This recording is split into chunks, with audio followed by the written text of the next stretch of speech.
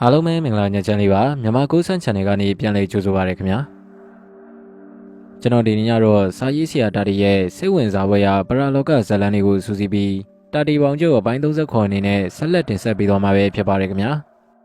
ဒီဇာတ်လမ်းလေးမစခင်ကျွန်တော်ရဲ့ channel လေးကို subscribe လုပ်ထားပြီးဘေးကခေါင်းလောင်းလေးကိုလည်းနှိပ်ထားဖို့တောင်းဆိုချင်ပါတယ်ခင်ဗျာ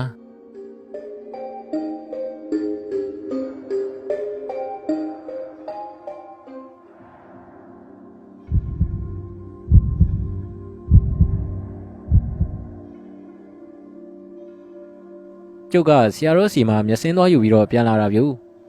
ဆရာတော်မျက်စင်းကလွတ်ကောင်းတာဗျကျုပ်တို့ရွာကလူကြီးတွေမျက်စိဝါးတာဝေးတာကြီးလို့မကောင်းတာများဆရာတော်မျက်စင်းကိုပလင်းလေးနဲ့သွားယူပြီးတော့ခတ်ကြတာဗျမျက်စင်းကကြောက်ချင်ရဲ့ဒုဋ္ဌာရဲ့တမယာရည်ရဲ့မိုးရည်ရဲ့ဖော်တာဗျအလေးချိန်တော့ကျုပ်မသိဘူးခတ်တာကတော့မနေ့တစ်ချိန်ညတစ်ချိန်ခတ်ရတာဗျ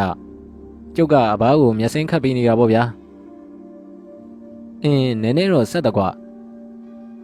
အဘကမျက်စိကိုပုတ်ခတ်လှုပ်ပြီးပြောတော့ကျုပ်အမေကပြောတယ်ကိုညံနဲ့မျက်စင်းမှာဆိုမှတော့ဆက်မှာပေါ့တော့ကိုကြီးတာတွေရှိလားဗျဟဲ့ဒါဘာတူတော့ကြောက်ခဲအတန်မဟုတ်ပါဘူးကျုပ်လည်းဝိုင်းဝန်းမှာရက်နေတဲ့ကောင်လေးကိုလှမ်းကြည့်လိုက်တယ်တယောက်တည်းမဟုတ်ဘူးဗျသူ့ဘေးမှာလူကြီးတယောက်ပါသေးတယ်စေရင်ကောင်းကိုဆဲဗျလှမ်းခေါ်တာကသူ့သားစာကလေးဗျအမေရဟဲ့ငါဆဲဝါပတ်လာတာဆိုခေါ်လေကိစ္စရှိလို့လားမသိတာဟာကိုဆဲဝါလားလာကြလေဗျာဟဲ့ကောင်စားကလေးလာလေကွာကျုပ်လန်းခေါ်လိုက်တော့မှကိုဆဲကဝိုင်းထဲကိုဝင်လာတာဗျစားကလေးကရှိကနေအိမ်မော်ကိုပြေးတက်လာတယ်လာကိုဆဲထိုင်ဗျာ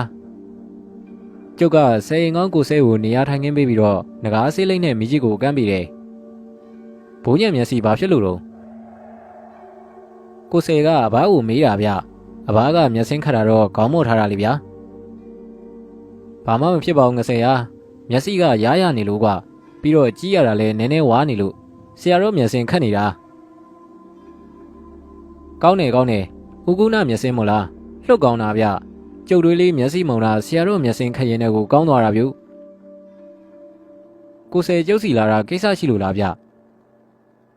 ကျုပ်ကစကားလမ်းချောင်းပေးလိုက်တယ်စာကလေးက9နှစ်သားလောက်ပဲရှိသေးတာဗျမျက်လုံးပြူပြူခေါင်းပြောင်ပြောင်လေးနဲ့သူ့ရဲ့ခေါင်းလေးကစာကလေးကောင်းလိုပဲလုံးနေတာသူ့ကိုအမေကကျုပ်မြို့တော်တုန်းကဝယ်လာတဲ့နန်းကထိုင်တစ်ခုကျွေးထားလို့ငိမ့်ထိုင်ပြီးတော့စားနေတာဗျမင်းကိုဘိုးတော်ခေါ်ခိုင်းလို့ကွာဗျာဘယ်ကဘိုးတော်တုန်းကိုဆဲရဘယ်ကဘိုးတော်ရမှလဲတာတရာတကြီးပေါ်ကွာဟင်တကြီးခေါ်ခိုင်းတာဟုတ်လားဘာကိစ္စတုန်းဗျဟဲ့တာဒီနင်ဘာရီများပွေလီထားတော့ဟာအမေကလည်းဗျာကျုပ်ကဘာပွေလီရမှာတော့ဗျအမေကတကြီးဆိုတဲ့အတန်ကြားပြီးတော့စိုးရိမ်သွားတာဗျ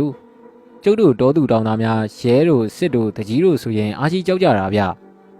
ကျုပ်တို့တကြီးဥပိုးထင်ဆိုတာကလည်းလူပုတလောက်လွတ်စိတ်တူတာဗျဒါပေမဲ့လူကတော့လူဖြောင်းပါဗျာ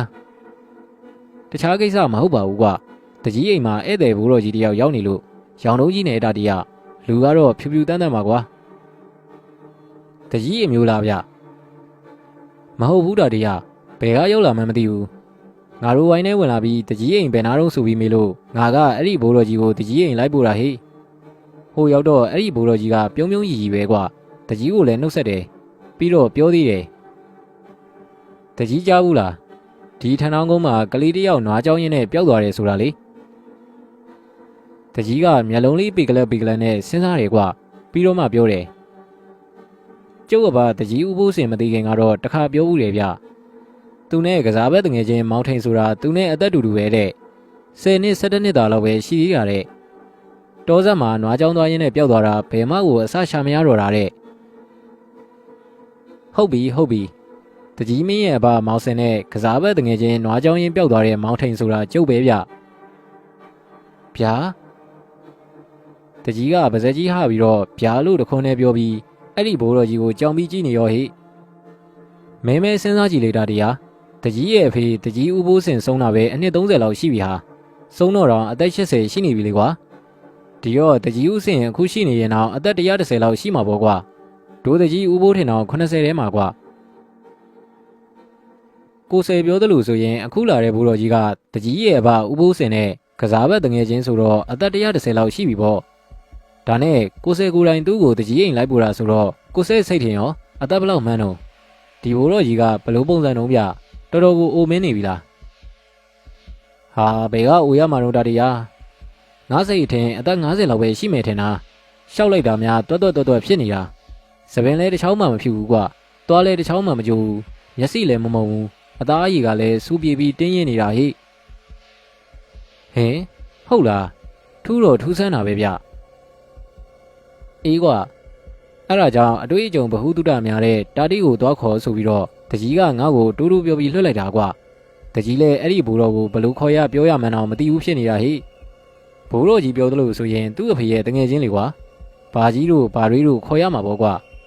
အရွယ်ကြီးလိုက်တော့လေသူ့ထက်တောင်ငယ်ပုံငယ်ပန်းဖြစ်နေတော့ဘာကြီးခေါ်ဖို့ကလည်းခက်နေရောပေါ့ကွာ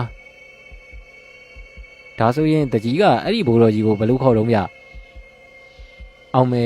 ဒိုတကြီးကလည်းလူပါပဲကွာဘာကြီးလို့လည်းမခေါ်ဘူးဘာရီလို့လည်းမခေါ်ဘူးကွာဆရာကြီးလို့ပဲခေါ်တာဟိကျုပ်တို့တကြီးကလည်းအခေါ်တော့ပါနဲ့သားပဲဗျကဲလာဗျာကျုပ်လိုက်ခဲ့မယ်ကျုပ်တကြီးရင်ရောက်တော့တကြီးကကျုပ်ကိုခီးဦးကြိုပြုတယ်ဟဲ့ကောင်တတ်ဒီလာဟဒီမှာထိုင်ကျုပ်လည်းတကြီးပြတဲ့နေရာမှာဝင်ထိုင်လိုက်တာပေါ့ဗျာကျုပ်ထိုင်လိုက်တာနဲ့ဦးဘိုးထိန်ကကျုပ်ကိုတေးသေးချာချာစိုက်ကြည့်တယ်ခဏနေတော့ပြောတယ်ဗျလူကလေးနာမည်ကတာတီတယ်လားကွဟုတ်ပါတယ်ဘို့ကျုပ်နာမည်တာတီပါမောင်တာတီကလူထူးလေးပဲကွမင်းအဘာကကိုညံမလားမင်းမိကငွေစိမ့်ထင်းနေဖြာဟုတ်ပါတယ်ဘို့ကျုပ်မိပါတွေကိုဘိုးကတီးလို့လားအရင်တော့ကတော့မသိပါဘူးကွအခုမှသိတာပါမောင်တာတီရဲ့မောင်တာတီရဲ့ဘေးမှာဖြာထွက်နေတဲ့အယောင်တွေကိုကြည့်ပြီးတော့အာယုံခံကြည့်လို့သိတာပါဖြာကျုပ်ကအယောင်နေဖြာနေလို့လားကျုပ်တော့မမြင်ပါလားဘိုးရဲ့လူတိုင်းမှာအယောင်နေဖြာထွက်နေတာပဲမောင်တာတီရဲ့တာမန်လူဖို့တော့ဒါတွေကိုမြင်နိုင်စွမ်းပဲရှိမှာတော့ကွဟင်ဒါဆိုရင်ဘလူလူတွေမှမြင်ရတာတော့ဘိုးရဲ့တတိယမျက်လုံးဖွင့်ထားတဲ့လူမှမြင်ရတာကွဗျာတတိယမျက်လုံးဟုတ်လားဘိုးဟာဘိုးကလည်းလူမှမျက်လုံးကနှလုံးပဲရှိတာတတိယမျက်လုံးဘယ်မှပါလို့တော့ဗျတတိယမျက်လုံးဆိုတာတင်စားပြီးတော့ခေါ်တာပါကွတချို့ကလည်းဒိဗ္ဗစက္ကူလို့ခေါ်ကြတယ်တချို့ကတော့ဒါကိုနတ်မျက်စိလို့ခေါ်ကြတယ်ကွဟင်ဒါဆိုရင်ဘိုးကတတိယမျက်လုံးပွင့်ပြီးသားလားရောင်တုံးကြီးနဲ့အဘိုးရင်းဆိုတဲ့အဘိုးကြီးကကျုပ်ရဲ့မိကိုပါဇက်နဲ့မဖြေတော့ပဲခေါင်းမဲငိမ့်ပြတယ်မောင်တာတီနားထောင်အဘိုးပြောမယ်မောင်တာတီဟာတူးရဲသောသားတစ်ယောက်ပဲအရွယ်နဲ့မမျှအောင်ကိုဘဝတုဒ္ဒပညာတွေစုံလာပြီတယ်ရှေ့လျှောက်လဲဒီထက်ပိုပြီးတော့ကြုံရတွေ့ရလိမ့်ဦးမယ်ကွနောင်ကြရင်မင်းကဒီရက်မှာနေရမှာမဟုတ်ဘူးမြို့ကြီးပြကြီးမှာနေရလိမ့်မယ်အဘိုးထိန်ကစကားရက်လိုက်တယ်အဘိုးပြောတဲ့တတိယမျက်လုံးဆိုတော့ဘယ်လိုများဖွင့်လိုက်တာတော့ဘိုးရအင်းလေမောင်တာတီကတော့ကျုပ်တို့နဲ့အတော်လေးနီးစပ်တာကလားမောင်တာတီသိချင်ရင်ပြောပြရတာပေါ့လေဒီလိုမောင်တာတီရဲ့ထဏောင်းကုန်းနောက်ဖက်တော်ဆက်ကစကြက်ကွင်းကြီးတွေထဲမှာကျုပ်ကနွားသွားပြီးတော့ကြောင်းနေကြကွအဲ့ဒီတော့ကကျုပ်အသက်က12နှစ်ထဲဝင်ကားစားပဲရှိသေးတာကျုပ်တို့နွားက3ကောင်ကျုပ်တွေးလေးတို့နွားက2ကောင်စုစုပေါင်း5ကောင်ကိုကျုပ်ကစကြက်ကွင်းမှာသွားပြီးတော့ကြောင်းတာကွတရက်ကြတော့ကျုပ်ကထမင်းထုတ်လေးဖြီစားပြီးဘိုင်လေးနဲ့မကြီးပင်ကြီးအောင်မှအိပ်ပျော်နေတာပေါ့ကွဟေးကလေးထကျုပ်ကိုနိုးနေတဲ့အတန်ကိုကျုံနားထဲမှာကြားလိုက်ရတာကွအဲ့ဒါနဲ့ကျုပ်လဲနိုးသွားပြီးတော့ထထိုင်လိုက်တယ်ဖုန်းကြီး2ပါးကွတပားကဗမာရုပ်ရည်နဲ့နောက်တစ်ပါးကတော့ထွားထွားကြီးဗမာနဲ့မတူဗမွေးကုန်းကကုံစုံရောင်းတဲ့တရုတ်ပုံစံမျိုးပဲအဲ့ဒီဖုန်းကြီးကဗမာစကားမတတ်ဘူးတရုတ်လူလိုဖုန်းကြီးကဗမာဖုန်းကြီးကိုမေးတယ်ဘာမေးတာတုံးဆိုတာတော့ကျုပ်ကမသိဘူးပေါ့လေဗမာဖုန်းကြီးကဗမာလိုပဲပြန်ပြောတယ်ဟုတ်တယ်ဖေ။ဒီကလေးပဲကျုပ်စိတ်ထင်တော့သူတို့နှစ်ပါးကကိုယ့်ဘာသာနဲ့ကိုပြောနေကြပေမဲ့ဘာပြောတယ်ဆိုတာနှစ်ပါးလုံးရဲ့စိတ်ထဲမှာနားလည်ကြပုံပဲကွကလေးမင်းနဲ့မင်းမောင်းထိန်မလားကျုပ်ကလက်အုပ်လေးချီပြီးတော့ပြန်လျှောက်လိုက်တယ်ဟုတ်ပါတယ်ဖေ။မင်းမမိဘတွေရောရှိသေးလားကွတပည့်တော်ငယ်ငယ်လေးတွေကမိဘတွေဆုံးမသွားပါတယ်ဖေ။တပည့်တော်ဘာတွေအိမ်မှာနေရတာပါ။အော်အေး နေအောင်ကွာမောင်ထိန်မင်းအေးရကနိုတော့စားနေမှာပေါ့ရော့ဒီငပြောသီးစားလိုက်ကျုပ်ကိုဗမာဖုန်ကြီးကငပြောသီးကြီးတစ်လုံးလှမ်းပေးတယ်ကျုပ်ကရိုးရိုးသေးသေးလှမ်းယူပြီးတော့အခွန်ခွာလိုက်တယ်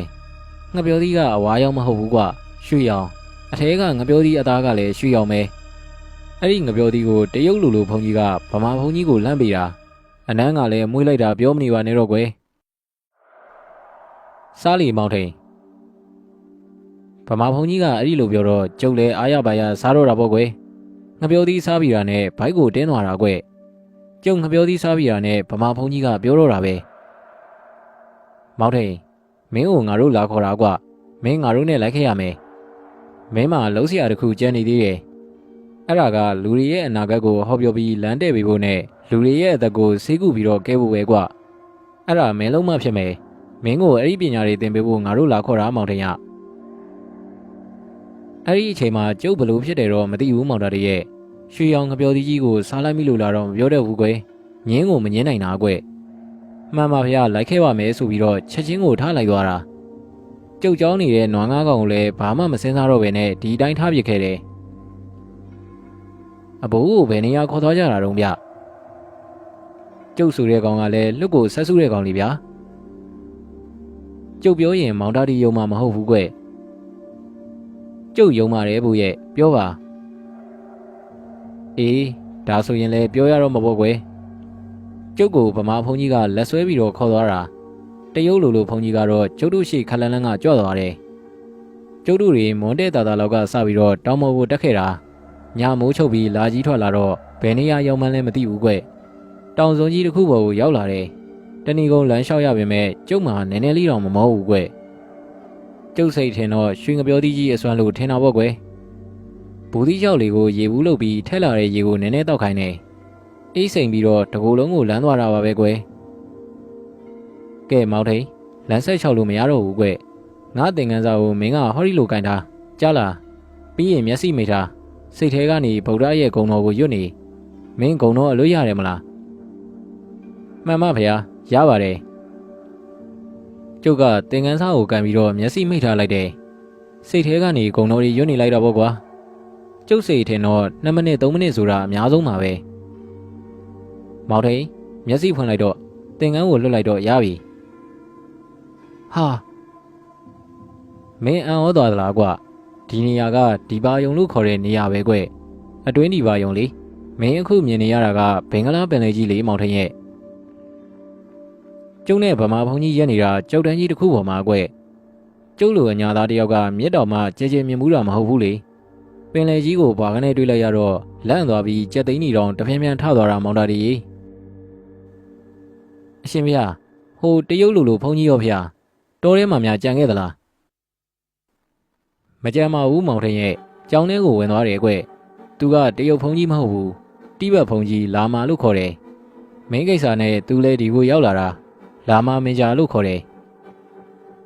တပည့်တော်ကိစ္စနဲ့ရောက်လာတာဟုတ်လားဗျာဟုတ်တယ်မောင်ထိန်မင်းတို့လိုတာမန်လူတွေအတွက်တော့လူလောကကြီးကအကျေကြီးပေါ့ကွာငါတို့တွေအဖို့ကတော့လောကကြီးကကျဉ်းကျဉ်းလေးပါကွာတနေရာနဲ့တနေရာအချိန်မရွေးသွားလို့ရကြတာပဲတွေ့ကျင်တဲ့သူကိုလည်းချက်ချင်းသွားတွေ့ပြီးတော့ချက်ချင်းပြန်လာလို့ရတာပဲကွာတပည့်တော်ကိစ္စဆိုတာဘာကိစ္စကိုပြောတာတုံးဗျာမောင်ထိန်မင်းကိုငါတို့တတိယမျက်လုံးဖွင့်ပေးဖို့အချိန်ကြပြီကွာပြီးတော့ဝိညာဉ်ခန္ဓာနဲ့သွားတဲ့လာတဲ့အောင်သင်ပေးရမယ်လွယ်လွယ်ပြောရရင်တော့ကိုယ်ဘွားနဲ့သွားတာပေါ့ကွာပြီးတော့လူတွေရဲ့အနာဂတ်ကိုသိနိုင်တဲ့ပညာလူတွေကိုစေကုပေးဖို့စေပညာတွေပေါ့လေတပည့်တော်ကအညာသားတောသားပါဖေ။အရှင်ဖေကအမိန့်ရှိတဲ့ပညာတွေကိုတပည့်တော်ညံနဲ့မှီပါမလားဖေ။မောင်တိန်ဒီဘဝမှာတော့မင်းကကြီးတော်သားလေးပေါ့ကွယ်။ဒါပေမဲ့မင်းလာခဲ့တဲ့လမ်းကြောင်းကတော့တိတ်ပြီးနုံနုံချာချာမဟုတ်ခဲ့ဘူးကွယ်။ဒီအတွက်မပူပါနဲ့လေ။မင်းလွယ်လွယ်ကူကူသိမ်းယူနိုင်မှာပါ။ကဲလားကျောင်းတော်ကြီးတဲ့သွားကြရအောင်။အဲ့ဒီနေ့ကစပြီးတော့ပင်လယ်လိုင်းတန်ကြီးခက်တဲ့တဲ့ကြားနေရတဲ့အတွင်းဒီပါယုံဆိုတဲ့အရာမှာကျုပ်စနေရတော့တာပဲကွယ်ပထမတော့ကျုပ်ကိုရင်ဝစ်ပေးတယ်အသက်ပြီးတော့ကျုပ်ပဇင်းတက်ရတယ်ကျုပ်အသက်20အထိရဟန်းဝင်းနဲ့နေခဲ့တာပါလူဝင်းနဲ့နေတာနှစ်30လောက်ပဲရှိသေးတယ်အဘိုးတတိယမျက်လုံးအကြောင်းပြောပါအောင်ဘိုးရဲ့ဟောမ မောင်တာတွေကဒါမျိုးတွေကိုတော်တော်လေးစိတ်ဝင်စားတာ哦တတိယမျက်လုံးကကျုပ်ပစင်မဖြစ်ခင်ကိုရင်ဘဝမှာကလေးကရားခဲ့တာပါကွယ်အဲ့ဒီတော့ကကျုပ်အသက်16နှစ်ပေါ့ကိုရင်မဲရှိသေးတာကျုပ်ဘွယ်ကတီလောကတယ်ကွယ်ကိုရင်တီလောကပေါ့ကွာတရက်ကြတော့တိဘက်လာမာနဲ့ကျုပ်ကိုခေါ်လာတဲ့ဆရာတော်ကကျုပ်ကိုပြောတယ်ပြောရအောင်မယ်ကျုပ်ကိုခေါ်လာတဲ့ဆရာတော်ကအရှင်ဩဘာသာတဲ့ကျောင်းတိုက်ကြီးရဲ့အချုပ်ဆရာတော်ကြီးကမောဆရာတော်ကြီးရှမ်းပါမောတယ်ကွတခြားဘုန်းကြီး10ပါးလောက်လည်းရှိသေးတယ်အရှင်ဩဘာသာကဗာပြောလဲဆိုတော့တိလောကဒီညမင်းကိုတတိယမျက်လုံးဖွင့်ပြရတော့မယ်ကွညနေဆောင်ရင်မင်းကိုဘုန်းကြီးတွေလာခေါ်လိုက်မယ်မင်းသူတို့နဲ့လိုက်ခဲ့ကြားလာတိလောကကျုပ်လည်းမှန်မဖျားဆိုပြီးတော့ပြန်လျှောက်လိုက်ရတယ်သူတို့ခဏခဏပြောနေတဲ့တတိယမျက်လုံးဆိုတာကိုကျုပ်ကလည်းတော်တော်စိတ်ဝင်စားနေတာကွအခုချိန်ထိကျုပ်ကစာရီပဲတင်နေရတာပထမကြီးတန်းတော့ကျုပ်အောင်ထားပြီကွဒီကျောင်းတိုက်ကြီးမှာပဲကျုပ်စာမေးပွဲဖြေရတာကျုပ်ကိုစာချပြီးတဲ့ဘုန်းကြီးရှိတယ်စာမေးပွဲမေခွန်းထုတ်ပြီးစစ်တဲ့ဘုန်းကြီးရှိတယ်ပရိယတ္တိသင်ပေးသလိုတမထထိုင်ဖို့အတွက်စနစ်တကျသင်ပေးတဲ့ဘုန်းကြီးလည်းရှိတယ်ကွဒါပေမဲ့တတိယမျက်လုံးရပြီးရင်တော့ပညာအသစ်တွေသင်ရတော့မယ်လို့ပြောထားတယ်ညနေဆောင်လောက်ကြတော့ဘုန်းကြီးသုံးပါးကကျုပ်ကိုလာခေါ်ကြတယ်ကျောင်းကြီးကဘုံ9ဆင့်ရှိတဲ့ကျောင်းကြီးကကျုပ်ကိုဘုံ3ဆင့်အထိခေါ်လာကြတယ်ရှေ့ဆုံးကဘုန်းကြီးကတကားကို2ချက်ဆင့်ပြီးတော့ခောက်လိုက်တယ်တွန်းဖွင့်ပြီးဝင်ခဲ့ပါခွင့်ပြုချက်ရတော့ရှေ့ဆုံးကဘုန်းကြီးကပဲတကားကိုတွန်းဖွင့်ပြီးတော့ဝင်သွားတယ်ကျုပ်ကသူ့နောက်ကပေါ့လေအတော်ကျတဲ့အခန်းမေကွအခန်းထဲမှာဆေးမြစ်ဆေးဥမျိုးစုံလူအယိုးစုပုံကားချက်တွေပြီးတော့ဂရင်နှလုံးတွေ့ရတယ်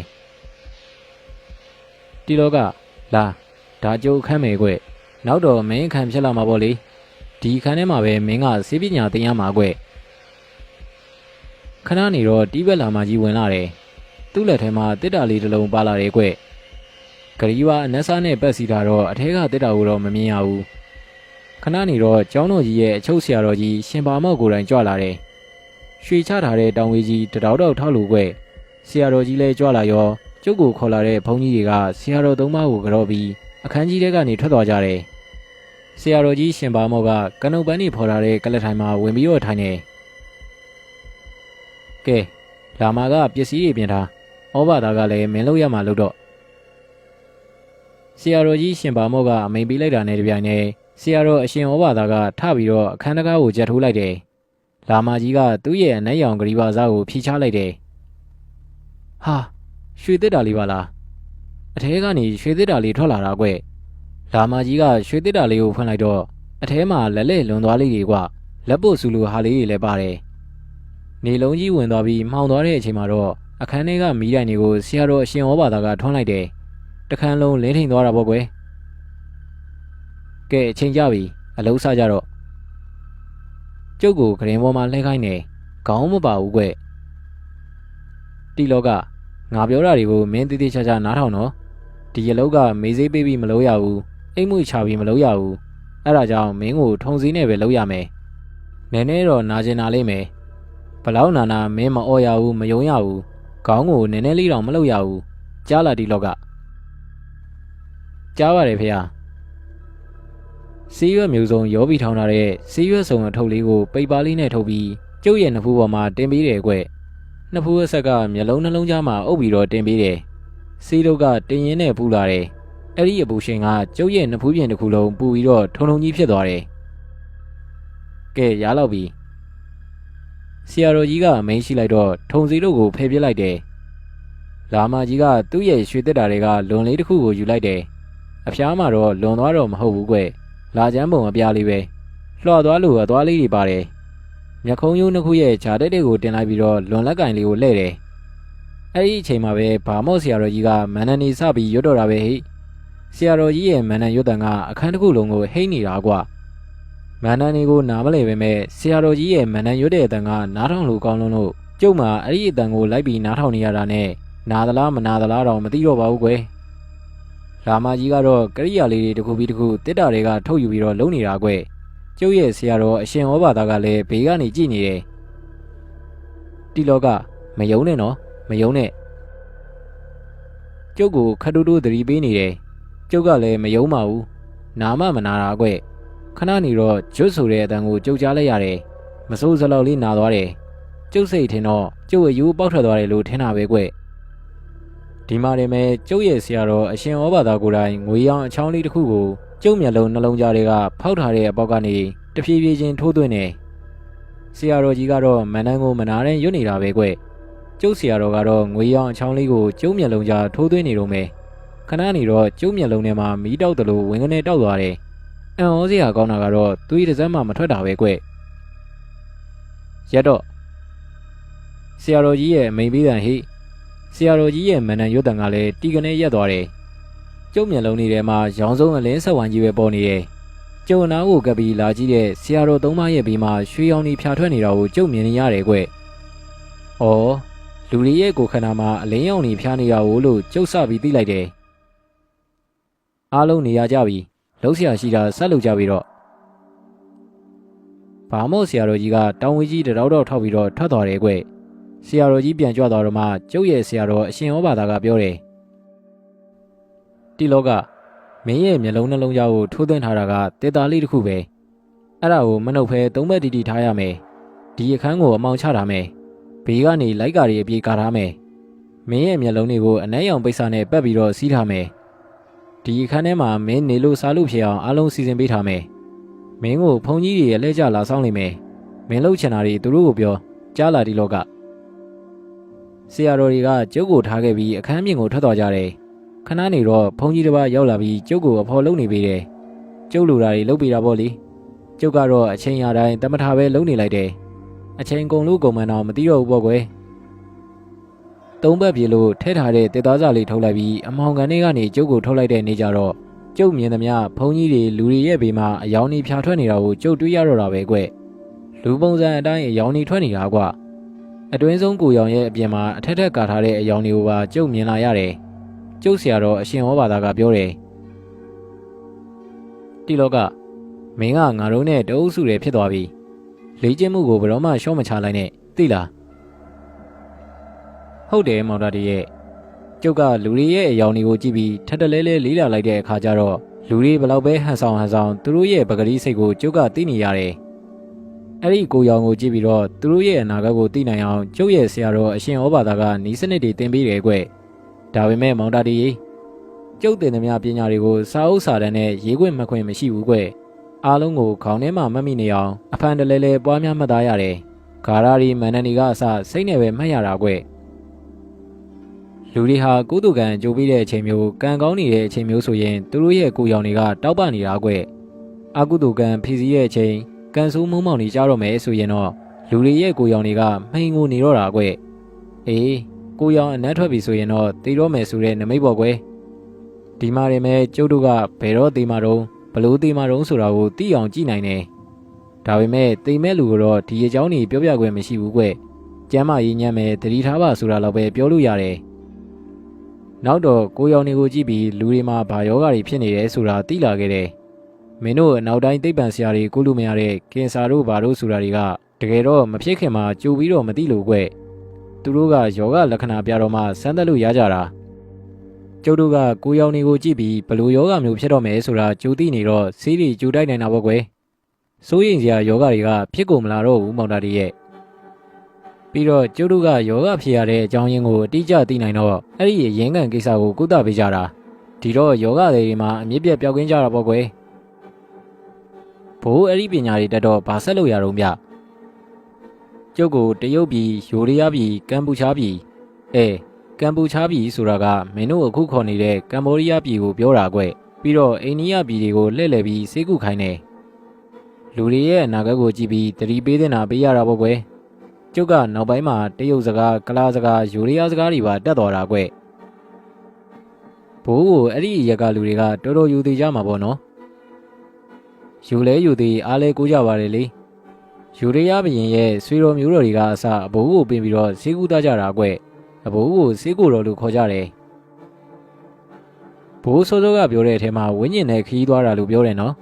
အဲ့ဒါဘာလို့ခေါ်တာတော့ဘိုးရဲ့ကျုပ်ဆရာတော်ရဲ့အမိန့်ကြောင့်တိဘက်လာမကြီးကကျုပ်ကိုတင်ပေးရတာကွခန္ဓာကိုယ်ကြီးတွေကနေဝင်းကျင်ကိုခွာထုတ်တာပေါ့ကွအဲ့ဒါမျိုးကျုပ်လုပ်တတ်တယ်ဘိုးရဲ့ဟေးဟုတ်လားမောင်တာလေးဘလို့တက်တာတော့ ကျုပ်မျိုးမအကြောင်းတက်တုန်းကကျုပ်တငယ်ချင်းဘားချစ်ဆိုတဲ့ကောင်တင်ပေးတာဗျသူ့ကိုတော့သူ့ရဲ့မွေးစားအဖေမော်ဆရာတော်ကြီးတင်ပေးတာလို့ပြောတယ်ဟေးဟုတ်လားမောင်တာဒီအခုအဲ့ဒါလုံးနေတာပဲလားအခုတော့မလုံးတော့ဘူးဘို့ရဲ့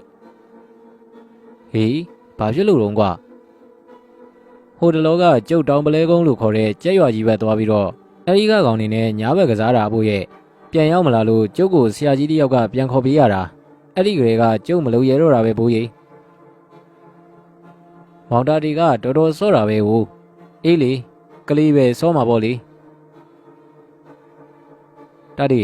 အဘိုးကိုထမင်းကျွေးရအောင်ထမင်းဝိုင်းပြင်ပြီးပြီအဘိုးဖို့ရအောင်လို့မဲမတခါလေးဝင်စားလိုက်ကွာတကြီးဦးဘိုးတင်ကပြောတာဗျကျုပ်တသက်ဒီတစ်ခါတကြီးအိမ်မှာပထမဆုံးထမင်းစားဘူးတာပဲပြုတ်ထမင်းဝိုင်းမှာတကြီးကကြက်သားအဆက်ချက်တစ်ခွက်အရွက်စုံကျော်တစ်ခွက်ငရမ်းကြောက်မီဖုတ်ပြီးစီနစ်အောင်ဆင်ထားတာကတစ်ခွက်ပြပြီးတော့ခရမ်းညင်သီးပန်ထွေပြော်ကတစ်ခွက်ဝဲမဲ့နေတဲ့ငပြောသီးဖီးချမ်းတွေကိုချွေပြီးပကံနဲ့ထည့်ထားသေးရပြုတ်တကြီးအိမ်ကအဘိုးထိန်ကိုကျွေးတဲ့ထမင်းဝိုင်းကတော့အများကြီးမဗျာထမင်းစားတော့ကျုပ်ကသာဆာဆာနဲ့နပကံလောက်စားတာဗျအဘိုးကစူးစူပေါင်းထမင်းကိုလို့ပဲစားတယ်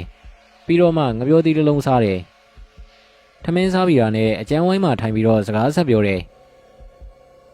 ဝင်းညင်ခွာတာကိုအဘိုးပြောပြမယ်မောင်တာတီပြောတဲ့ကိုဘွားထုတ်တာပေါ့ကွယ်ဟုတ်ကဲ့ဘူးကိုဘွားထုတ်ကြတဲ့နေရာမှာအီဂျစ်တွေလောက်တာကတော့သွားကျင်တဲ့နေရာကိုအာယုံစူးစိုက်ပြီးထားတာကွစလေးကျင်ကစားမှာဆရာသမားကအိမ်မွေးချပေးရတယ်ကိုကအာယုံစူးစိုက်ထားရတယ်အိပ်ပျော်တာနဲ့တပြိုင်နက်ကိုဘွားကစူးစိုက်ထားတဲ့နေရာကိုရောက်သွားတာပေါ့ကွယ်မောင်တာတီကအဲ့လိုလောက်တာလားကွဟုတ်ပါတယ်ဘို့ဒါပေမဲ့ကျုပ်ကဆရာသမားမရှိတော့ကိုဟာကိုပဲအိပ်ပျော်အောင်စေကောရုပ်ကောဘာမှမတွေးပဲငြိမ်ထားပြီးသွားမဲ့နေရာကိုစူးစိုက်ထားလိုက်ရတာပေါ့ဘိုးရဲ့။အော်အေးဒါဆိုရင်မောင်တာတွေကတဆင့်ကျော်လုံးရတာပေါ့။ဆရာမရှိတော့ချက်ချင်းပဲဖြစ်မှာတော့။ဟုတ်တယ်ဘိုးရဲ့ကျုပ်လေးကျင်တာ3လ4လလောက်ကြာမှစဖြစ်တာဗျ။ဟုတ်တာပေါ့။အေးဘိုးကနောက်တနည်းပြောရအောင်မယ်။ဒါကတော့တိဘက်ကလာမကြီးရဲ့နီးပေါ့ကွယ်ဒါလဲစစချင်းမှာဆရာလူတာပဲကွယ်ဆရာတွေကအိမ်မွေးချပေးပြီးကိုဘွားကိုထွက်လာအောင်အာယုံဆိုင်ခိုင်းတာပက်လက်အိတ်နေတဲ့အတိုင်းကိုဘွားကထွက်လာတာတော်တော်မြင့်သွားမှအောက်ကိုငုံကြည့်ရင်ကိုယ့်ရဲ့ခန္ဓာကိုယ်ပြန်တွေးရတယ်ငွေရောင်ကျိုးမြင့်လေးတန်းလို့ကွယ်ဘယ်နေရာမဆိုစိတ်ညွတ်လိုက်တာနဲ့ရောက်သွားနိုင်တယ်ဟာတိဘက်နီကတော်တော်ကောင်းတာပါလားဘို့ရဲ့ဒီလိုတော့မဟုတ်ဘူးမောင်တာကြီးရဲ့နှစ်မျိုးစလုံးအတူတူပဲကွအစာလေးသာကွာတာနောက်ပိုင်းကျွမ်းကျင်သွားရင်တော့အတူတူပဲဆွမ်းဆောင်နိုင်တာပဲကွဝင်းညင်ခွာတာကျွမ်းကျင်သွားတော့ဘာဖြစ်နိုင်တော့ဘို့ရဲ့ဟာလူကလေးရဲ့ဝင်းညင်ခွာတဲ့ပညာရဲ့အဆုံးကတေချင်းရဲ့ဟိုဘက်ကိုရောက်အောင်သွားနိုင်တာပေါ့ကွဗျာဟုတ်တယ်မောင်တာဒီတေချင်းရဲ့ဟိုဘက်သွားပြီးပြန်လာနိုင်အောင်ကျင့်ရတယ်ဟာဒီလောက်အထိတောင်လားဘို့ရဲ့ဟုတ်တယ်မောင်တာဒီအချိန်ကန့်သက်ချက်တော့ရှိတာပေါ့ကွယ်တိတ်ကြသွားရင်တော့ပြန်လာလို့မရနိုင်တော့ဘူးပေါ့ကန့်သက်ချက်အချိန်တွင်ပြန်လာနိုင်ရင်တော့ဟင်ဘာဖြစ်တုံးဘူးရဲ့နောက်တစ်ဘဝစက်နေပေါ့ကွယ်ဟာဒီလူကအိုမင်းမသွားတော့ဘူးလားဘို့ရဲ့မင်းတေချင်းရဲ့ဟိုဘက်ကိုသွားပြီးပြန်လာတဲ့အရွယ်ကအသက်50ပဲဆိုရတော့လေအဲ့ဒါထပ်ပို့ပြီးတော့မအိုတော့ဘူးမောင်တာကြီးရဲ့အဲ့ဒါဆိုရင်ဘို့တေချင်းရဲ့ဟိုဘက်ကိုဘယ်နှကြိမ်သွားပြီးတော့ဘယ်နှကြိမ်ပြန်လာလို့ရလဲဗျဒီရထီတော့မောင်တာဒီမသိချင်ပါနဲ့ကွယ်ကျုပ်သိချင်တာနည်းနည်းများသွားပြီဆိုတာသိလိုက်လို့ပါဇက်ကိုစီးထားလိုက်ရတယ်ဗျအဘိုးထိန်ကသူ့အဖေတကြီးဦးဖိုးစင်ရဲ့ငယ်တငယ်ချင်းဆိုတာကိုယုံကြည်သွားတဲ့ကျုပ်တို့တကြီးကတော့အဘိုးထိန်ကိုသူ့အိမ်မှာပျော်သလောက်နေဖို့ပြောတာဗျတိတ်ကြကြတော့နေလို့မရဘူးလူကလေးမောင်ဘိုးထိန်ကျုပ်မှာသွားစရာကိစ္စတွေရှိနေတယ်ကွဒါပေမဲ့ကျုပ်တလားလောက်နေပြီးဟော်ရီရွာနဲ့အနီးနားရွာတွေကိုလှည့်လည်သွားလာပြီးတော့စေဝါကုသပေးခြင်းနဲ့ကွယ်ဟာစိတ်ချပါဖို့ရဲ့ကျုပ်လိုက်ဖို့ပေးပါမယ်ကျုပ်ကတက်တက်ကြွကြွပြောလိုက်တော့တကြီးကသူ့အိမ်ကလဲနဲ့လိုက်ဖို့မဲ့အကြောင်းစိန်ကောင်းကိုဆယ်ကလဲမောင်းရမယ်ဆိုပြီးတော့အမိန့်ထုတ်တယ်ဗျနောက်နေ့မှာတော့ထနောင်းကုန်းရွာတွေကမကြမ်းမာတဲ့သူတွေကိုအဘိုးထိန်ကစေးစားကုပေးတယ်ကျုပ်ကပါလဲမျက်စိပြလို့အဘိုးကမျက်စင်းရောစားစီရောပေးတယ်အဘလည်းချက်ချင်းကိုတက်တာသွားတာဗျ နောက်နေ့ရောက်တော့ဗန်မွေးကုန်းတကြီးအိမ်မှာထိုင်ပြီးတော့ဆေးကူတယ်နောက်တနေ့မီလောင်ကုန်းနောက်တနေ့ကျတော့ကျုပ်တို့ရွာဒီလိုနဲ့အဘိုးထင်ကတလားလောက်ဆေးကူပေးပြီးတော့တခြားရွာတွေကပါတရင်ကြပြီးလိုက်လာကြတာဗျာကျုပ်ကတော့အဘထင်ပြီးမှလူလေးလေးမရှိအောင်ဆောင်ရွက်ပေးရတာပေါ့ဗျာအဘိုးထင်ကဆေးကူရင်နဲ့လူလေးရဲ့အနာဂတ်ကိုပြောပြတယ်ဆုံးမတဲ့လူကိုလည်းဆုံးမတယ်ဗျတချို့ရွာတွေမှာကြတော့အဘိုးထင်ကကုသိုလ်အကုသိုလ်ကိုခွဲခြားသိဖို့တရားဟောတယ်အဘိုးထင်ကအသက်80အထိရဟန်းဝတ်နဲ့နိုင်ငံတော်တော်များများကိုလှည့်ပြီးတွာလာခဲ့တာဆိုတော့တရားဟောအလွန်ကောင်းတာဗျလူတွေကအဘိုးထင်ကိုငွေတွေကြောကြတယ်အဘိုးထင်ကတော့တပြားတစ်ချက်မှလက်မခံဘူးဗျဘယ်ရွာကဘယ်အိမ်မှာပဲထမင်းကြွကြွအဘိုးထင်ကထမင်းကိုလို့ပဲစားတယ်ပုဗ္ဗာယုံကျောင်းကကျုပ်ဆရာတော်ဦးကုဏကိုလည်းစီဝါကုသပေးပြီးတော့တမထအားထုတ်ပုံအားထုတ်နည်းကိုတိတိကျကျသင်ပေးရဗျတလားကြော်ကြော်လောက်နေပြီးတော့ဘလူမကိုတောင်းပန်လို့မရတော့ဘူးပြူအဘိုးထိန်ပြန်သွားတယ်အဘိုးဘယ်ကိုသွားမှာတော့ဆိုပြီးကျုပ်ကလဲပေါ်မှာမေးတယ်အဘိုးကိုမျိုးရအောင်ကျုပ်ကလဲနဲ့လိုက်ပူတာလေဗျာကျုပ်မေးတော့အဘိုးထိန်ကပြောတယ်ဗျကျုပ်ဒီတစ်ခါတီးဘက်ကိုသွားရလိမ့်မယ်မောင်တာဒီနည်းနည်းတော့ကြားလိမ့်မယ်နောင်တော့အဘိုးတို့ဆရာတပည့်တွေပျော်ပျော်ရွှင်ရွှင်ပြန်တွေ့ကြမှာပေါ့ကွာအဲ့ဒီစကားကအဘိုးထိန်ကျုပ်ကိုနောက်ဆုံးပြောခဲ့တဲ့စကားပဲဗျအခုချိန်ထိတော့အဘိုးထိန်နဲ့ကျုံနဲ့တခါမှပြန်မတွေ့ကြသေးပါဘူးဗျာ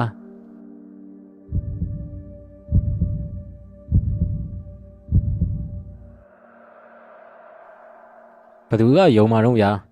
ကျုပ်ပြောလဲခမားမယုံဘူးခမားပြောလဲကျုပ်ယုံမှာမဟုတ်ဘူးဒါပေမဲ့ဒါကတကယ်ဗျတကယ်ကိုရှိနေတာအမှန်အတိုင်းပြောရရင်ကျုပ်လည်းဒီအကြောင်းကိုဘယ်တော့မှသိခဲ့တာမဟုတ်ဘူးဗျကျုပ်ကိုလည်းကျုပ်ရဲ့ဆရာသမားတွေကဒီအကြောင်းကိုဘယ်တော့မှပြောခဲ့တာမဟုတ်ဘူးလေဗျာဟုတ်တော့လေဟုတ်တယ်ဗျတာတီဆိုတဲ့ကျုပ်ကဆရာမမဟုတ်တာ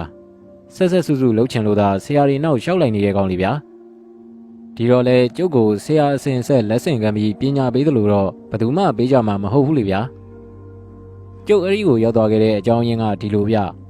ဗန်မွေးကုန်းကသိန်းစော်တို့အိမ်မှာပုံနကတိုက်တယ်လို့ဘာလို့ဖြစ်တာကစားတာပေါ့ဗျာဗန်မွေးကုန်းကကျုပ်တငယ်ချင်းသိန်းစော်ဆိုတာကျုပ်ပြောခဲ့ဘူးပါတယ်ကျုပ်နဲ့ဒီကောင်တွေကမျိုးချောင်းတက်တုံးကအတူတူတက်ကြတာလေဗျာစောင်းနှင်းကြီးဗျနရောလားပြသူလားသာကျုပ်မမိတော့တာရွာတွေကကြောက်ခဲတို့တမနီတို့မြက်ပြူးတို့အုပ်စုတွေနဲ့ကျုပ်ကဝိုင်းထဲမှာမီးလုံနေတာဗျနှမ်းရိုးတွေမီးရှို့လို့ပေါ့ဗျာရင်နွေးချမ်းလေးတောက်လိုက်ကျုပ်ကြုံခဲ့ဘူးလားလေဒီကောင်တွေကိုပြောပြလိုက်ဒီကောင်တွေကလည်းကျုပ်ကိုနှိုက်နှိုက်ချွတ်ချွတ်တွေမေးကြတာပေါ့ဗျာဟဲ့ကောင်တာတီငါပါကွာသိန်းစော်ပါသိန်းစော်ရဲ့အတန်ကြီးကဝိုင်းဝါးကနေပေါ်လာတာဗျကျုပ်တို့ရွာတွေမှာကခမားတို့မျိုးတွေမှာလို့ဓမီရိုင်ရှိတာမှမဟုတ်တာမှောင်လို့ပေါ့ဗျာ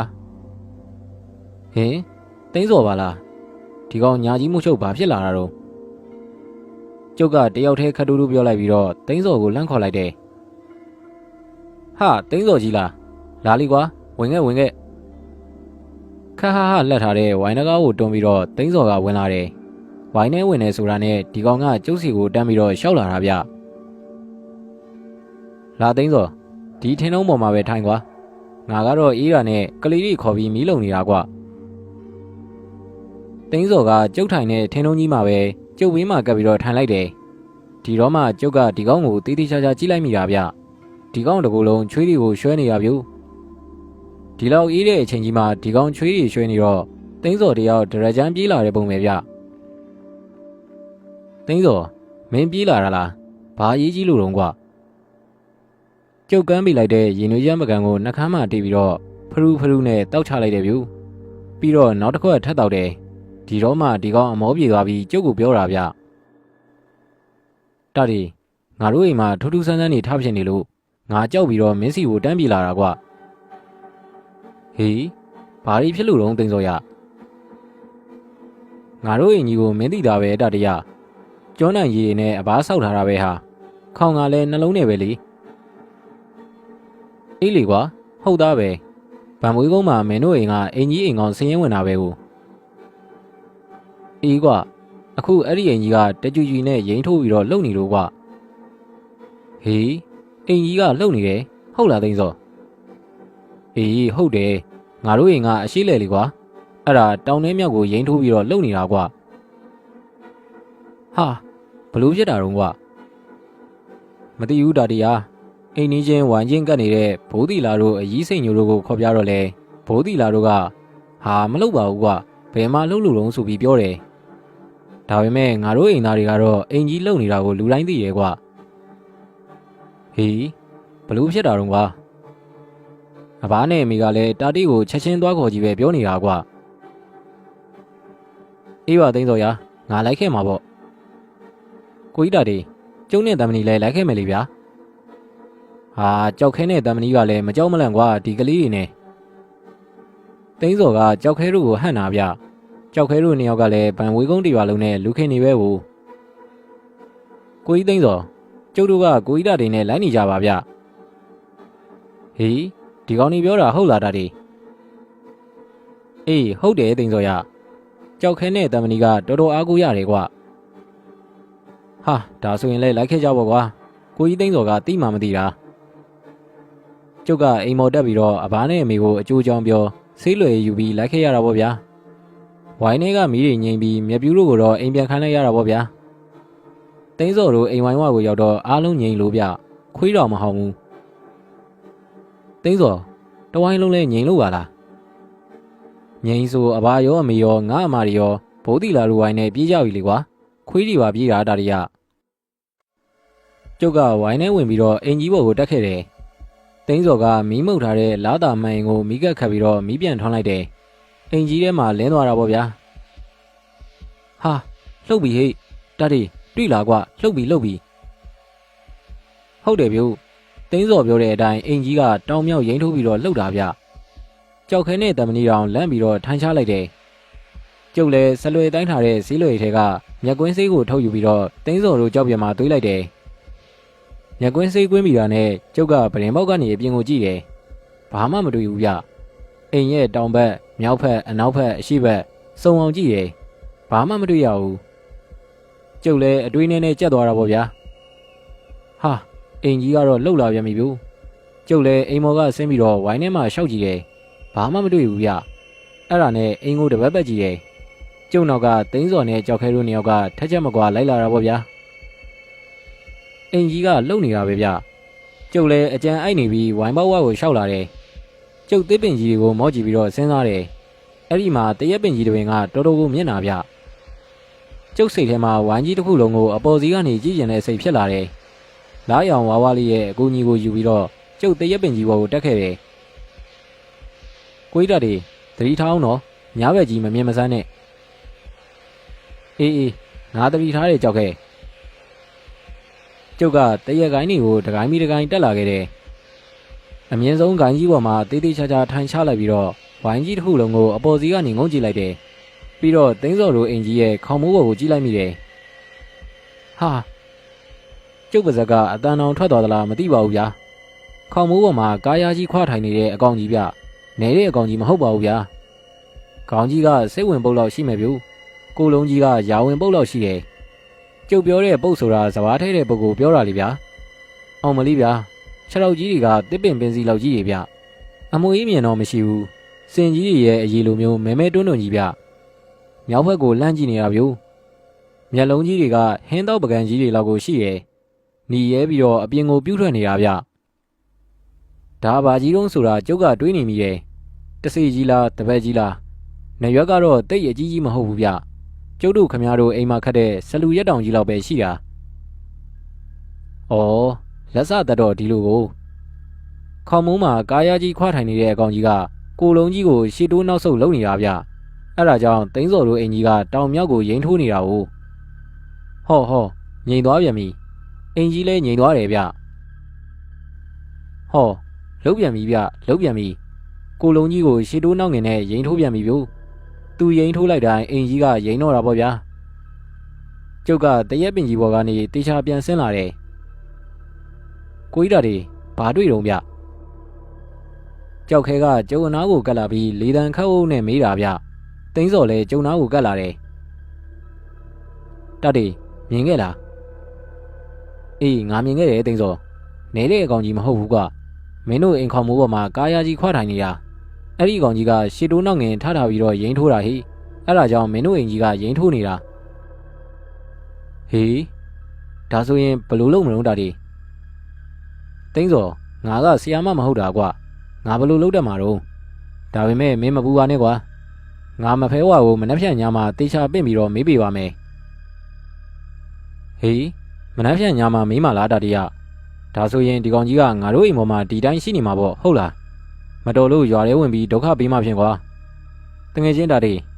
မင်းမဖဲဝါကိုဒီညာပဲပေးမှလားကွာဘာဒီလိုလဲပြောတာတီးရငါချက်ချင်းစီစဉ်ပေးပါမယ်အခုမှ၈နာရီပဲရှိသေးတာတာတီးရအေးကွာဒါဆိုရင်တော့မိပါသေးတယ်ကြက်တကောင်ချက်စံတစ်ခွက်ထမင်းချက်ကွာဖြစ်မလားတိတ်ဖြစ်တာပေါ့ကွာလာတာတီးဘိုးသီလာတို့ဝိုင်းကိုသွားရအောင်ကျုပ်တို့တွေဘိုးသီလာနဲ့ရီးစိတ်ညိုလို့ရင်ရောက်တော့တင်းစော်ကအကျိုးကြောင့်အလုံးပြောပြတယ်ဟာဒါဆိုရင်အချိန်မဆိုင်နဲ့လေကွာတင်းစော်ဝိုင်းနောက်ဘက်ကိုသွားပြီးကြက်တကောင်ဖမ်းပြီးတော့လှုပ်လိုက်အတန်မမီစေနဲ့နော်ဟဲ့စိတ်ညိုမင်းကစံတစ်ခွက်မြန်မြန်ချက်စမ်းတမီးမယ်တင်နဲ့မယ်ရင်ကမီးမွေးတဲ့လူကမွေးငေဦးသီးတစုံကိုထောင်းတဲ့လူကထောင်းမိဖို့ကိုနှစ်ဖိုးခွဲပြီးတော့မွေးစမ်းထမင်းချက်တုံးဟင်းမာတပြိုင်နဲ့ချက်ရမယ်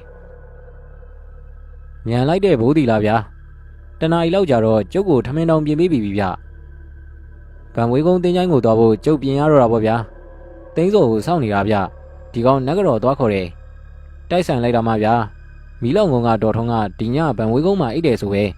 မနှက်ဖြန်မှာရွာတော်မိုင်းကအိမ်တေမှာနက်တင်ပေးဖို့တယ်ဗျာဟောလာပြီတင်းစော်လာပြီဗျဟာတင်းစော်တော့မှဒေါ်ထွန်းလဲပါလာတာဟုတ်နေရာကြပြီပေါ့ဗျာဗန်ဝေးကုန်းတင်းချိုင်းထဲကိုရောက်တော့ခက်ကြဲကြဲကူတလုံးကိုရှာရတယ်ပြီးတော့အဲ့ဒီကူကြီးပေါ်မှာငပြောဘက်ခင်းပြီးမဖဲဝါအတွက်စားပွဲကိုပြန်လိုက်တယ်ရေတစ်ခွက်လဲဖလားနဲ့ချပေးထားတယ်ကူပေါ်မှာဖျောင်းနိုင်တဲ့တိုင်းထုံးပြီးတော့ကျုပ်ကမဖဲဝါကိုပင့်လိုက်တယ်အကြီးတော်စိန်ညိုချက်ပြီးလိုက်တဲ့ကြက်သားဟင်းနှံကမွေးကြိုင်ပြီးထွက်လာတာဗျကျုပ်မဖဲဝါကိုစိတ်ညွတ်ပြီးတော့တေချာပင့်တယ်အရှိနေထွက်အနောက်နေဝင်တောင်တငါကိုမြောက်တူဝန်အတွင်းရောက်ရရက်ရှိရရက်ကနေမြန်မကြာလမ်းကကြွခဲ့ပါတင်းချိုင်းရှင်မမဖဲဝါဗျာထဏောင်းကုန်းကကျုပ်တာတီပင့်ဖိတ်ပါတယ်ဒေါ်ထုံးကဒီအလုပ်ကိုကျုံနဲ့လုံးနေကြဆိုတော့ပြောစရာတော့မလိုတော့ဘူးပေါ့ဗျာကူရှိမှသပင်ဖြီချပြီးတော့ကျုံလေးထိုင်နေတယ်လက်အုပ်ကလေးချီလို့ပေါ့ဗျာဟောမဖဲဝါရောက်လာပြီဗျဒေါ်ထုံးကခြေတွေလက်တွေကိုကောက်ပြီးတော့အဟီးဟီးနဲ့အော်နေတယ်ဟောမတက်ထားရပြီဗျခုံလိုက်ပြီဗျဒေါ်ထုံးခုံလိုက်ပြီလွှာကနေခုံလိုက်တာဖက်ရွက်ကလေးလွင့်သွားတယ်လို့ပါပဲဗျာဟောမဖဲဝါစားပြီဗျ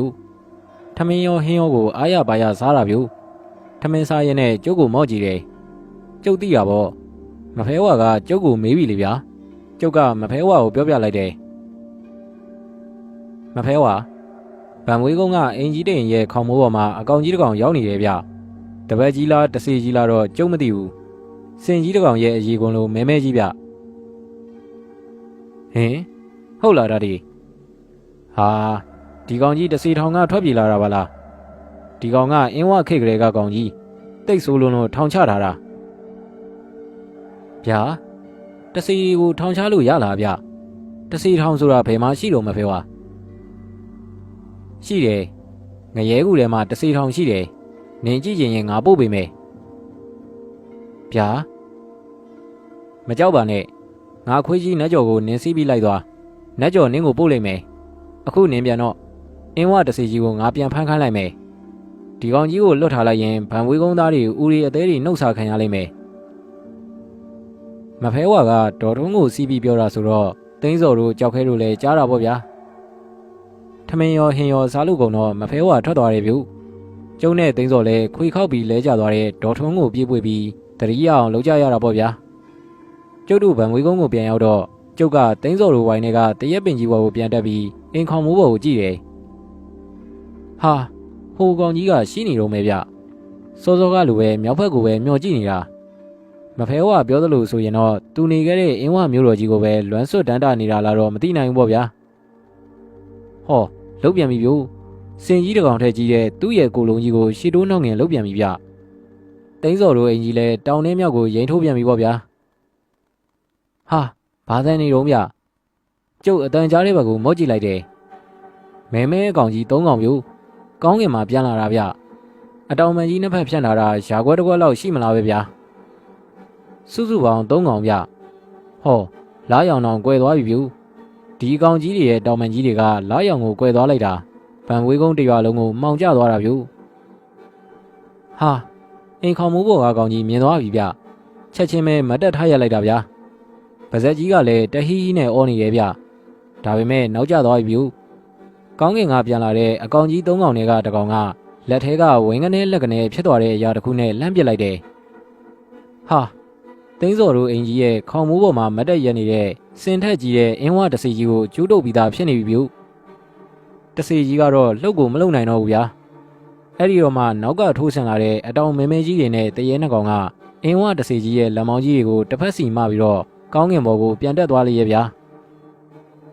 စင်ကြီးတစ်ကောင်ထက်ကြီးတဲ့တစီကြီးကိုဆွဲခေါ်သွားလိုက်တာများခေါင်းတစ်လုံးကိုဆွဲသွားသလိုပေါ့ပေါ့ပါပါလေးပါသွားတာဗျ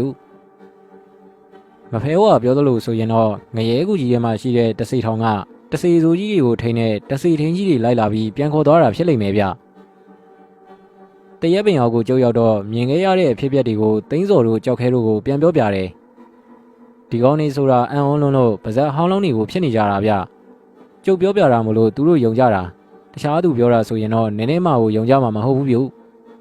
သိန်းစော်ကသူ့အဘနဲ့အမေရောသူ့အမတွေရောသွားခေါ်ပြီးတော့အိမ်မော်ကိုပြန်ပို့လိုက်တယ်ကျုပ်ကလည်းသိန်းစော်တို့မိသားစုကိုအားလုံးရှင်းသွားပြီဆိုတာကိုတီးတီးခြားခြားပြောပြလိုက်ပါတယ်တကောင်ကြက်တောင်တွန်းနေပြီဗျ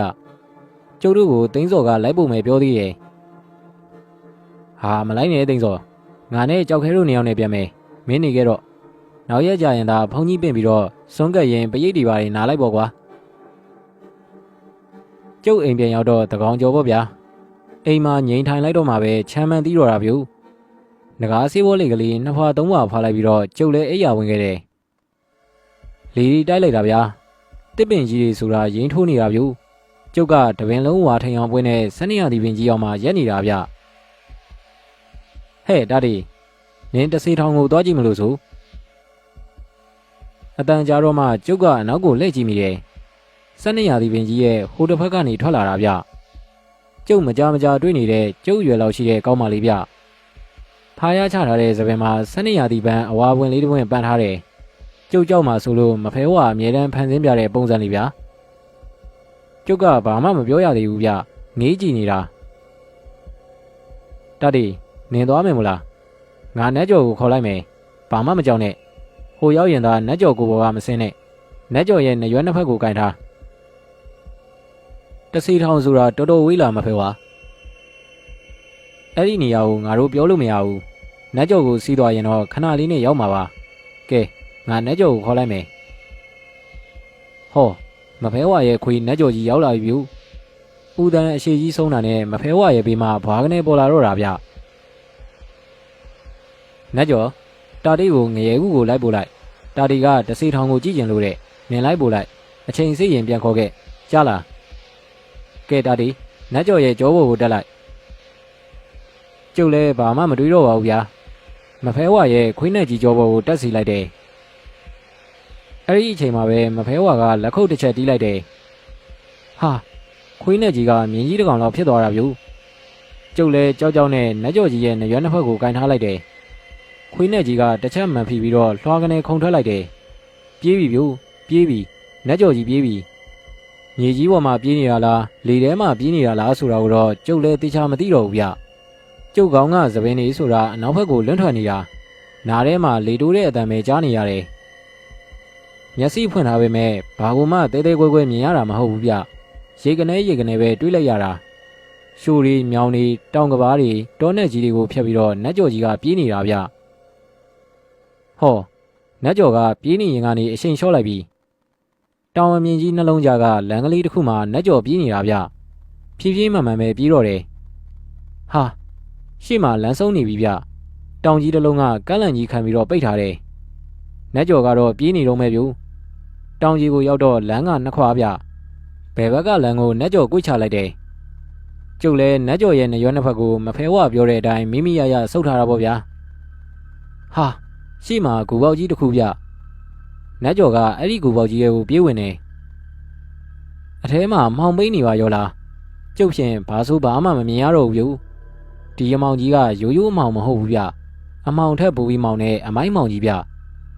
ဒါပေမဲ့နတ်ကျော်ကတော့အမောင်ထဲမှာတေးသေးချာချာမြင်နေရတဲ့ပုံစံပဲဗျတန်းသွားနေတော့တာဗျတစ်ချက်မှမရက်ဘူးဟောလင်းပြီဗျလင်းပြီ ဟိုရှိမှမီးရောက်နေမြင်ရပြီအမောင်ထဲကနေရုတ်တရက်အလင်းရောင်ကိုမြင်လိုက်ရတော့ကျုပ်မျက်စိတွေကကျဉ်းသွားတယ်ဗျမျက်စိတွေကိုခဏမိတ်ထားရသေးတယ်လမ်းကဆုံးသွားပြီးတော့ရှေ့မှာလမ်းမရှိတော့ဘူးနတ်ကျော်လည်းတုံကနေရက်သွားတယ်လက်ဆတတော့ကျုံမြင်ရတဲ့အလင်းရောင်တွေကအောက်ကနေတက်လာတဲ့အယောင်ပဲဗျနတ်ကျော်ရက်လိုက်တဲ့နေရာကတောင်ကဘာကြီးဗျဂူကြီးထဲမှာကဘာကြီးဖြစ်နေတာအောက်ကိုငုံကြည့်လိုက်တော့ဂူကြီးအကြီးကြီးဗျကျောက်နေရန်ဒီမှာမီးတိုင်ကြီးတွေထွန်းထားတယ်မီးတိုင်တွေကကြောက်မီးတိုင်ကြီးတွေဗျဘလို့ဖြစ်လို့မီးတောက်နေတာတော့ကျုပ်လည်းမသိဘူးမီးတိုင်တွေကိုကျုပ်လိုက်ရည်ကြီးတာရှားကြော်တယ်ဗျဂူနေရန်မှာလှိုင်ပေါက်တွေရှိတယ်တန်တကားကြီးတွေတက်လို့ဗျစင်နှကောင်စာလောက်ကိုလုံးရှိတဲ့အကောင်ကြီးတွေကလက်ထဲမှာစူးကျွနေပါတဲ့တင်းပုတ်ကြီးတွေကိုကင်ထားတယ်ဟောရှေ့ကနေရန်မှာတက်ထားတဲ့တန်တကားကြီးကိုဆွဲဖွင့်ပြီးလှိုင်ကောင်ကြီးတွေကိုတင်းပုတ်ကင်တဲ့အကောင်ကြီးတစ်ကောင်ဝင်သွားတယ်ကျုံနေရကနေကြည့်ရင်အဲ့ဒီလှိုင်ကောင်ကြီးကိုမြင်နေရတယ်ဟာလှိုင်ပေါက်ကတကယ်တော့လမ်းတစ်ခုပဲဗျအဲ့ဒီကြောက်သားလမ်းရဲ့ဘေးတစ်ဖက်တစ်ချက်ကနေရန်မှာတန်တကားတက်ထားတဲ့အချုပ်ခန်းလိုအခန်းကြီးရှိနေတာကိုလမ်းကအရှိကြီးဗျာအထဲမှာအချုပ်ခန်းကြီးဘယ်လောက်ရှိသလဲဆိုတာတော့ကျုပ်မသိဘူးဗျကြောက်လန်းတစ်လျှောက်မှာလဲကြောက်မီးရိုင်နေထွန်းလာတာလင်းထိန်နေရဗျအချုပ်ခန်းတစ်ခန်းကိုတကားဖွင့်ပြီးတော့အထဲကမဲမဲအကောင်တစ်ကောင်ကိုဆွဲထုတ်လာတယ်ဗျအဲ့ဒီအကောင်ကိုဆွဲခေါ်လာတဲ့အချိန်မှာနောက်ထပ်တစီထင်းကြီးနှစ်ယောက်ကပြေးပြီးတော့တစ်ဖက်တစ်ချက်ကညှက်ပြီးချုပ်လိုက်တယ်ဟာကြောက်ဖြာကြီးတစ်ချက်ပေါ်ကိုခေါ်သွားပြီဗျဩကြောက်ဖြာကြီးပေါ်မှာတိုင်ကြီးနှစ်တိုင်ရှိတယ်ဗျကြောက်တိုင်ကြီးဗျအခန်းထဲကထုတ်လာတဲ့အကောင်ကြီးကိုကြောက်တိုင်နှစ်တိုင်ကြားမှာတန်ကြိုးကြီးတွေနဲ့ခြိထားလိုက်ပြီဗျလက်နှစ်ဖက်ရောခြေထောက်နှစ်ဖက်ရောလေးဘက်လေးပေါင်တုတ်ထားတာဗျဟာဒါဟိုကောင်ကြီးပဲဒါသိန်းစော်တို့အိမ်ခေါမိုးပေါ်မှာထိုင်ပြီးတော့ကိုလုံးကြီးကိုရှေ့တိုးနောက်ငင်လုံနေတဲ့အကောင်ကြီးပဲကိုဒီအကောင်ကြီးကိုအပြစ်ပေးတော့မှာပဲဟာစောစောကဆွဲခေါ်သွားပြီးတန်ကြိုးနဲ့ခြိတဲ့အကောင်ကြီးနှစ်ကောင်ကအရှိဘက်ကိုတစ်ကောင်အနောက်ဘက်ကိုတစ်ကောင်ထွက်သွားတယ်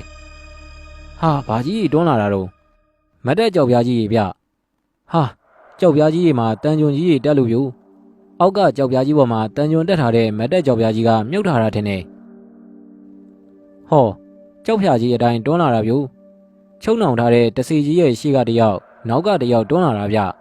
အနားရောက်လေအချိန်ကပုံမြန်လေပဲပြူဟာပြေးပြီးတော့ဗျိုင်လူတွန်းတာဗျထောင်ထဲကထွက်ပြေးလာတဲ့အင်းဝတစီကြီးရဲ့ရင်ဘတ်နဲ့နောက်ကျောကိုတပြိုင်နဲ့တန်စူးကြုံကြီးတွေဖောက်ဝင်သွားတာဗျကျောနဲ့ရင်ကိုတပြိုင်နဲ့ဖောက်ဝင်သွားတာဗျတစီကြီးရဲ့အော်တန်ကအေယာမဂူကြီးထဲမှာဟိမ့်ထွက်သွားတာပေါ့ဗျာဟောကြောက်ပြားကြီးကိုနောက်ကိုပြန်ဆွဲသွားပြီပြီးတာနဲ့ရှေ့ကိုဗျိုင်လူပြေးပြီးတော့တွန်းလာကြပြန်ပြီကျောနဲ့ရင်ကိုဗျိုင်လူညက်ပြီဗျတစီကြီးရဲ့အော်တန်ကဂူထဲမှာလှမ်းသွားပြန်ရောဗျာဂူကြီးကကျုပ်စိတ်ထင်ပြောရရင်တော့ကျုပ်တို့ရွာထနောင်းကုန်းရဲ့သိန်းစော်တို့ရွာဗန်မွေးကုန်းရဲ့မီးလောင်ကုန်းရဲ့၃ရွာပေါင်းထားတာလောက်ကျဲမဲထင်တယ်ဗျကျောင်းနေရန်ကြီးတွေမှာလှိုင်ပေါက်တွေအများကြီးပဲအဲ့ဒီလှိုင်ပေါက်တိုင်းမှာကြောက်လန်းကြီးတွေရှိတယ်အဲ့ဒီကြောက်လန်းကြီးတွေရဲ့တစ်ဖက်တစ်ချက်မှာတန်တကားတက်ထားတဲ့အချုပ်ခန်းတွေရှိတယ်ဗျဒီဂူကြီးထဲမှာအဲ့ဒီလိုကြောက်လန်းပေါင်းဘယ်လောက်ရှိပြီးတော့အချုပ်ခန်းပေါင်းဘယ်လောက်ရှိတယ်ဆိုတာကျုံမမှန်းနိုင်ဘူးဗျဒီဂူကြီးကိုမဖဲဝါကတော့ငရဲကူလို့ပြောတယ်တစေထောင်ကျနေတဲ့အကောင်ပေါင်းဘယ်လောက်ရှိပြီးတော့အဲ့ဒီတစေကိုဖမ်းဆီးချုပ်နှောင်ပြီးအပြစ်ပေးရတဲ့တစေထောင်ရဲ့အာနာဘဂသားတရေကြီးတွေကဘယ်လောက်ရှိရဲဆိုတာကျုပ်ဘလို့မှမှန်းတတ်မှာမဟုတ်ဘူးဗျအဲ့ဒီအချိန်မှာပဲအော်တန်ကြီးကြလို့ကျုပ်လန်းကြည့်လိုက်တယ်ဟာနေရွယ်ကြီးကြီးနဲ့အမွှေးရှိတွေတကူလုံးဖုံးနေတဲ့တပည့်ကြီးတစ်ကောင်ကိုဇောက်ထိုးဆွဲပြီးတော့စူးကတ်တင်းမုတ်ကြီးတွေနဲ့မဲမဲအကောင်ကြီး၃ကောင်ကမနာနဲ့ရိုက်နေရဗျဒီတပည့်ကြီးကဘာအပြစ်ကျူးလွန်ထားတာတုံးဆိုတာတော့ကျုပ်လည်းမသိဘူးပေါ့ဗျာဟာကျုပ်ကရှေ့ကိုပဲကြည့်နေတာ哦ကျုပ်ရဲ့ဘေးဘက်ဒီမှာလဲတစီတွေကိုပြစ်ဒဏ်မျိုးမျိုးပေးနေတာဗျဒီကောင်ကြီးကိုတော့ခြေတွေလက်တွေကိုကျိုးနဲ့တုပ်ပြီးဝရားမောက်ကြီးတန်ကျိုးနဲ့ဆွဲထားတာဗျတန်ကျိုးကကြောက်ဆက်သီးကြီးမှာချိတ်လို့ဗျတန်ကျိုးကိုဆက်သီးနဲ့ဆွဲတင်သွားပြီးဂူအမိုးမှသွားပြီးကတော့မှဆက်သီးကျိုးကိုလုံးဝလွှတ်ချလိုက်တာကျိုးတို့ခံထားရတဲ့တစီကခြေလွတ်လက်လွတ်ကိုပြုတ်ကျလာတာဗျအောက်မှာကကြောက်ဖြာကျဲကြီးဗျအဲ့ဒီကြောက်ဖြာကျဲကြီးမှာကကြောက်သားအချွန်တွေကစူးကျွနေလို့ထောင်းနေတာဗျအချွန်မောင်းရာနဲ့ချီနေတာဗျအဲ့ဒီကြောက်စူးကျွကြီးတွေပေါ်ကိုမှောက်ရက်ကြီးပြုတ်ကြတာလေဗျာနာကျင်လွန်းလွန်းအော်ဟစ်နေတဲ့အတန်းတွေကဂူကြီးရဲ့မှလွှမ်းသွားတော့တာပေါ့ဗျာကျုပ်တို့ရွာ၃ရွာလောက်ရှိတဲ့ဂူကြီးရဲ့မှမီးတိုင်ကြီးတွေထွန်းလာလိုက်တာထိန်နေတာဗျအဲ့ဒီမီးရောင်နေအောင်မှာပုံစံတစ်မျိုးစီအပြစ်ပေးခံနေရတဲ့တစီကြီးတွေရဲ့အော်တန်တွေကလည်းတွေးပြတ်မတတ်ပါပဲ ဒီငရဲကူကြီးထဲမှာဒီတစေထောင်ကြီးကိုဘသူကဖန်တီးသွားတာတုံးဆိုတာတော့ကျုပ်ဖြင့်တွေးလို့မရပါဘူးဗျာဒီငရဲကူကြီးထဲမှာထောင်ကျပြီးတော့ပြစ်ဒဏ်တွေအမျိုးမျိုးအပေးခံနေရတဲ့တစေကြီးတွေဘယ်လောက်ရှိပြီးတော့တစေထောင်ရဲ့အာနာဘဂတာတစေတရေကြီးတွေဘယ်လောက်ရှိတယ်ဆိုတာလဲကျုပ်တွေးလို့မရပါဘူးဗျာကျုပ်မျက်စိနဲ့မမြင်ခဲ့ရတဲ့ဂူကြီးရဲ့တခြားနေရာတွေမှာရောဒါလိုအပြစ်ပေးခံနေရတဲ့တစေတွေဘယ်လောက်များရှိနေတယ်ဆိုတာကျုပ်ဘယ်လို့မှမသိနိုင်ဘူးပေါ့ဗျာကျုပ်ကဒါတွေကိုမကြည့်ကျင်တော့ဘူးဗျာဒါပေမဲ့နတ်ကျော်ကြီးကတောင်းတောင်ကြီးရက်နေတော့ဗျာအချိန်မရှိသေးလို့ရှိမှာပေါ့ဗျာကျုပ်ကနတ်ကျော်ကြီးရဲ့နေရွက်တွေကိုနည်းနည်းဆွဲထုတ်ပြီးတော့ပြန်ဖို့သတိပေးတယ်ဒီကောင်ကြီးကနည်းနည်းမှမလုပ်ဘူးဗျကျုပ်လည်းဘာမှမတက်နိုင်တော့ဘူးဗျဒါပေမဲ့ခဏကြာတော့ဒီကောင်လှုပ်လာတယ်အနောက်ဘက်ကိုစက္ကနဲလှည့်ပြီးကျုပ်တို့ဝင်လာခဲ့တဲ့အမိုင်းမောင်ကြီးတွေကိုဝင်သွားရောဗျကျုပ်လည်းဘာဆိုဘာမှမမြင်ရတော့ဘူးအမိုင်းမောင်ကြီးကိုတော်တော်ကြောင်ဖြတ်ပြီးတော့မှကျုပ်တို့ဝင်ခဲ့တဲ့ကူပေါက်ကြီးကိုပြန်ရောက်လာတယ်အပြင်မှာလားရောင်ဖြော့ဖြော့လေးကလဲနေတယ်ဗျဒီတော့မှပဲကျုပ်လည်းအသက်ကိုဝါဝရှူလိုက်မိတော့တာပေါ့ဗျာဟာကျုပ်မျက်စိမိတ်ပြီးတော့အသက်ရှူနေတော့မှရှိသေးတယ်ဗျငှက်ော်တန်ကြီးတွေကြားလိုက်လို့ကျုပ်မျက်စိဖွင့်ကြည့်လိုက်တော့လူငှက်ကြီးတွေပြူအတောင်မဲမဲကြီးတွေကိုဖြန့်ပြီးတော့ပြန်နေတာနှစ်ကောင်တောင်ဗျစောစောကကျုပ်တို့အဝင်မှာဘာမှမတွေ့ပေမဲ့အထွက်မှာတော့တဲ့တဲ့ကြီးတိုးနေတာဗျာဟာနတ်ကျော်ကြီးကမန်းဖီနေပြီဗျကျုပ်လည်းတကူလုံးကြက်သိန်းနေထားပြီးတော့ဘာလို့လုပ်ရမှန်းမသိတာနဲ့နတ်ကျော်ရဲ့နရွက်တွေကိုပဲတင်းတင်းဆုပ်ထားလိုက်ရတာပေါ့ဗျာနတ်ကျော်ကြီးကခေါင်းကြီးမော့ပြီးတော့တစ်ချက်ဦးလိုက်တယ်ဟာပြေးပြီဗျပြေးပြီနတ်ကျော်ပြေးပြီလွှာကနေနေအောင်ပြေးတာဗျမြေပေါ်မှာပြေးတာလားလေထဲမှာပြေးတာလားဆိုတာတော့ကျုပ်လည်းမသိဘူးပေါ့ဗျာဟာလိုက်လာပြီဗျတစိငှက်ကြီးတွေလိုက်လာပြီအတောင်မဲမဲကြီးတွေကိုတဖြန်းဖြန်းခတ်ပြီးတော့ကိုလိုက်လာတာဗျ